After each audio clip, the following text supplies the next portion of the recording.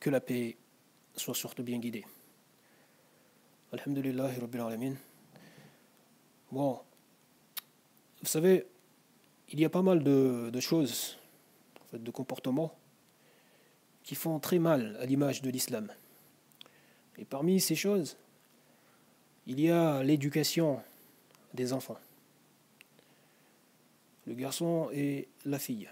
Comment beaucoup de parents les élèvent. Dans le monde arabo-musulman. Et cette éducation fait beaucoup de mal dans la vie de couple. Vous voyez, parce que ces personnes, une fois adultes, ont du mal en fait à avoir une vie de couple saine. Lorsque vous voyez que à la maison, une fois par exemple que les gens ont fini de manger, parce que ça commence déjà là,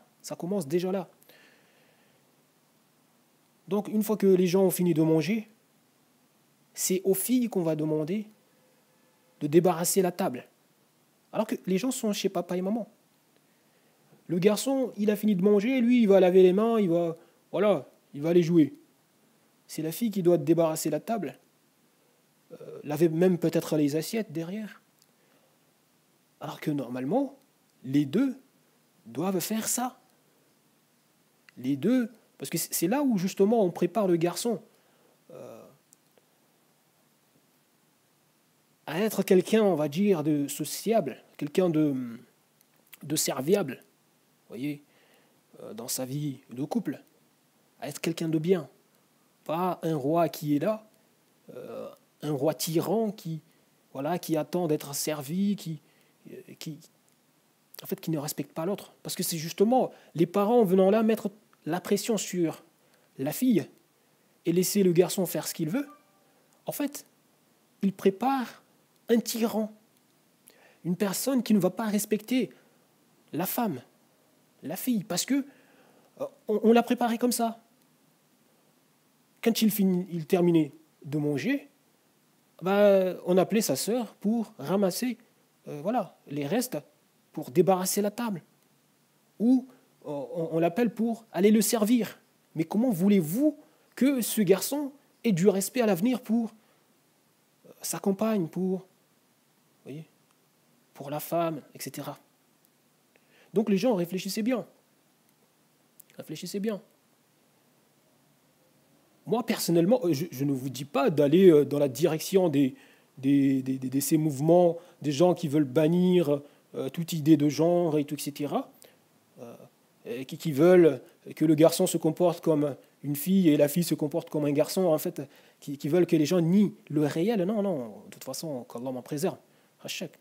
Mais ce que je dis, c'est juste que lorsque les gens sont à la maison, chez les parents, on ne peut pas demander à la fille de s'occuper uniquement, en fait d'être la personne qui s'occupe de ça.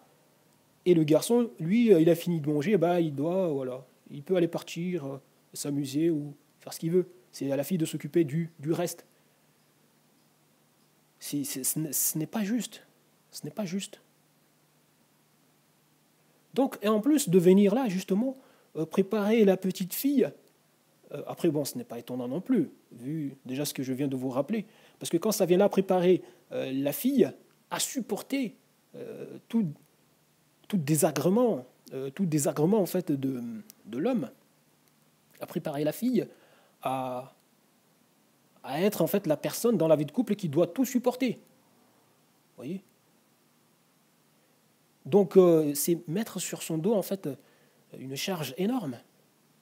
Que en fait l'homme, c'est le roi, il peut faire ce qu'il veut, c'est à la femme de se sacrifier. Voilà. Demander à la fille de se sacrifier pour l'homme, ça n'a absolument pas de sens. Ce n'est pas le message de l'islam. En plus, vous voyez qu'en islam, Allah subhanahu wa ta'ala, justement, il dit par exemple que lorsque l'homme en fait voit quelque chose en fait qu'il n'aime pas en fait chez sa compagne, Allah il dit il doit supporter ça parce qu'il se peut qu'il a mis un bien là-dedans. Allah il le dit. Il se peut qu'il a mis un bien là-dedans. Tout ça, vous voyez que la charge est surtout mise sur l'homme, parce que l'homme doit savoir se montrer responsable. La responsabilité lui a été donnée. Allah il le dit dans son livre. La responsabilité lui a été donnée. Il est responsable de son foyer, il est responsable. Vous voyez même quand on vient à